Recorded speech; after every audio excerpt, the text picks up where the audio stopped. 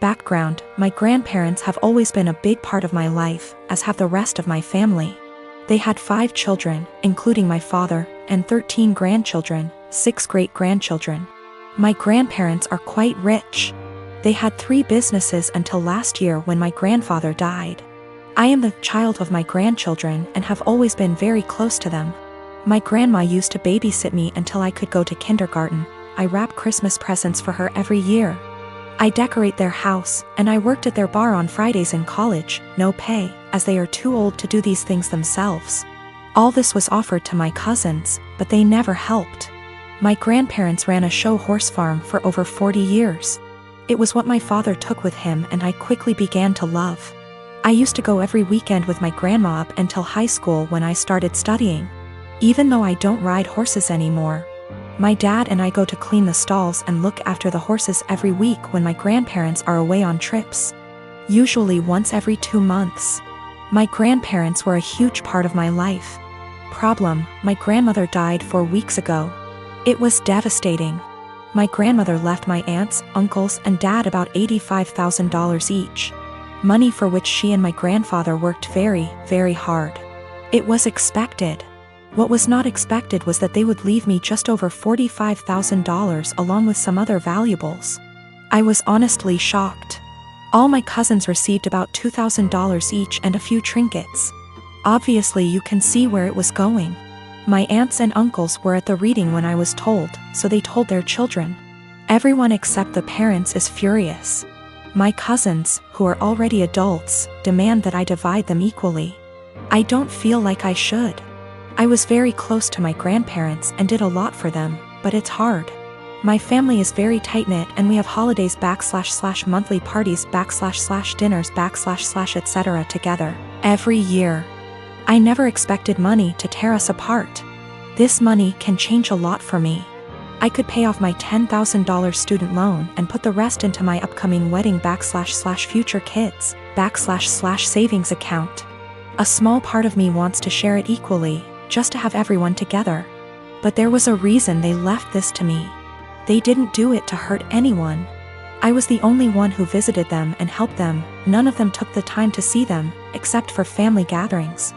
But no one understands this except my parents. It seems to me that I alone destroy the family. My aunts and uncles won't talk to my father until I split the money, and my cousins won't talk to me. I only have a student loan and a car payment, so I don't have much debt, but it could give me a comfortable future.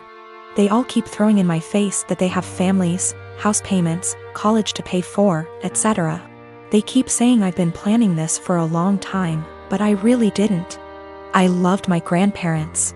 My fiancé tells me to forget about them and do what's best for me, but I'm a big family man. I don't want to split the money, that could really help me, but I feel like they can play with me, forcing me to choose between them and this. My parents also want me to keep the money for myself, as they think my family members are being ridiculous in demanding it. Is it right for me to keep that much? I feel like I deserve it. Is it right for me to put this money on my family? Or are the people I've been so close to all my life taking advantage of me? $45,000 versus $2,000 is a huge difference. PS, there is more in the will than I explained. Houses, classic cars, horses, farm, land, CDs, etc. The cashback / checking accounts I was given is the only thing that seems to be a problem for everyone. I have inherited more money than my cousins. They demand that I divide it equally between them or never speak to them again. I, 37M, have 3 girls, 8, 10, and 12. Their mother walked out on us for another man when our youngest was around 4. My ex still stays in contact, though, and pays child support. A few weeks ago while doing laundry, I saw red spots on my oldest's underwear. I asked her if she knew about it, and she cried and told me she tried to call her mom, but my ex didn't call back. She'd been stuffing toilet paper in her underwear, hoping that would work. I explained to her that periods are nothing to be ashamed of, and found some great resources online for us to review together. I took her to the store to pick out brands of feminine products she wanted to use. She picked Playtex Sport because she's a gymnast. After we were done, I decided I should do the same thing with my other 2. My 12 years old volunteered to be part of preparing them, and we made a whole night of it. It was wonderful. And I learned a lot. I even learned what a menstrual cup is, and how they benefit the environment. The other day, my ex called back. I'll usually arrange a video chat and leave the room so they can have some alone time, and when they're done chatting, I'll come back in to talk boring co-parenting stuff like school, bills, etc. This last time, my ex was furious with me for talking about periods with the girls. She shouted at me that I was sick and perverted. Why didn't I call her myself if I knew it was so urgent? I could have called one of their grandmas / aunts, but my mom has dementia, while her mom and sisters call me a loser because I teach kindergarten, so I'm not fond of them. My ex told me I was being immature and should have just toughed it out for the girls. This really pissed me off, so I shouted back that maybe if she wasn't such a deadbeat and answered her goddamned phone once in a while, she could have handled this. I brought up everything she does that hurts them. She hasn't been to a single soccer game, piano recital, or gymnastics meet in 2 years. Every other weekend when they come home from her house, they go straight to their rooms, only to emerge hours later asking me why she loves her new husband more than them, and what did they do to make her leave. My ex responded by saying I should tell them it's not their fault I couldn't satisfy her, and I screamed. And she just smirked and pointed behind me, saying, "Look what you did," when I turned around. My 8 years old and 10 years old were standing in the doorway crying. It broke my heart. I never shout, so I know I scared them. My 12 years old stormed in and started screaming at her mom, and while I appreciate her sticking up for me, this is not a battle I want her fighting. My ex hung up before I could fully de-escalate the situation. And let's just say the girls have been given free reign of the ice cream and limitless hours of video games, because I feel so bad. I even watched all the Twilight movies with them, so don't say I don't love them. 6 years ago my son Matthew had a daughter with his now ex-wife Josie. I have always thought of Josie as my own daughter, so when they divorced 7 years ago due to my son cheating, I was conflicted and disappointed. Josie wasn't particularly close with any of her family, so my husband and I naturally took them in. Josie was an angel. She had insisted that we didn't have to lift a finger more than before we had taken them in, and though she was hurt, she kept civil around Matthew. My husband and I held a huge hand in raising their daughter Ruth, because Matthew remarried less than a year later and now has a 4-year-old son after disowning Ruth. 2 years ago my husband was diagnosed with lung cancer. It was hard on everyone, especially Ruth. They were extremely close. She told him about her girlfriends and boyfriends before anyone else and has always wanted him to be the one to walk her down the aisle. At her wedding, Matt rarely ever visited and didn't answer our calls, often saying that we had other kids, so it wasn't like my husband was dying lonely. Last night Matt stopped by to talk about inheritance. He never mentioned Josie nor Ruth and hinted that he thought he should get more inheritance than his siblings the entire time. My husband and I shared awkward looks until he decided to cut in. He explained that everyone would get a piece, but he'd focus more on Ruth and Bonnie, one of our other grandkids. Matt got angry and said that Ruth was just a bastard and that his son deserved more than her. My husband got furious after that and left the room saying that he wouldn't include Matthew at all. Matt yelled back and turned to me saying that Ruth wasn't worth it because she'd just grow up to be a whore like her mother. I told him that I'd rather have her mother as my daughter than him as my son and insisted that he leave.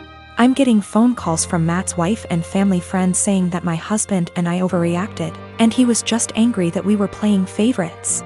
To clear some things up, Josie did not cheat on Matthew. Josie and Matthew met later in college and Josie was known as a party girl. Before that, Ruth isn't the product of an affair, but we are planning on getting a DNA test because what Matthew said has gotten under Ruth's skin. She was at the house when this occurred and overheard it. When it came to taking in Josie and Ruth, we didn't hesitate because Josie is not from here. She and Matt lived in another country until he moved them here a few months before he got caught cheating, and they had nowhere else to go as Josie was a stay-at-home mom. I had no intentions of choosing Josie over Matt then and now, and I never discouraged Matt from visiting.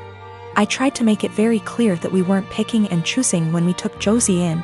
We just wanted her and our granddaughter to be safe and have a good home.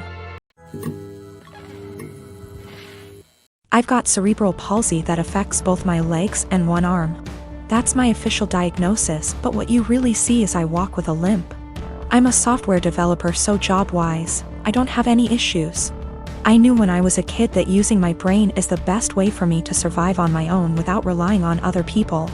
I haven't had the chance to get my driver's license, but according to therapists and doctors that shouldn't be an issue. That's the background about me. My girlfriend and I have been together for a year. We met back in April 2020 of last year, and we decided to get together in May 2020.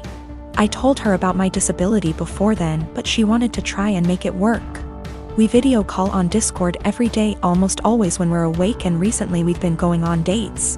She's more than happy to lend me an arm, and she notices things about me that even I miss myself.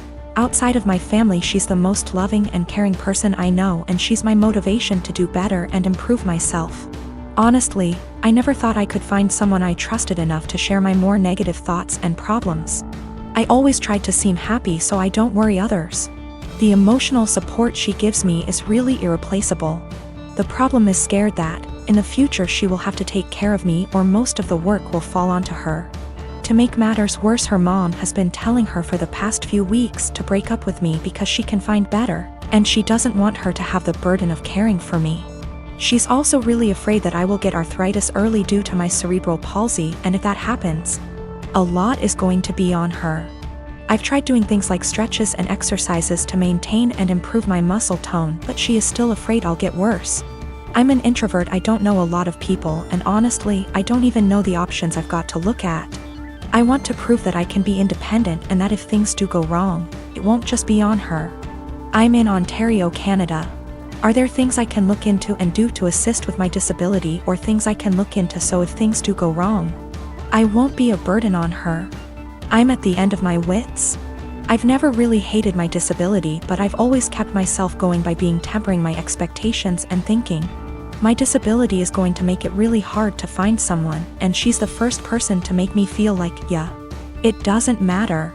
I want to do anything to show her that I won't hold her back in the future, but I'm out of ideas.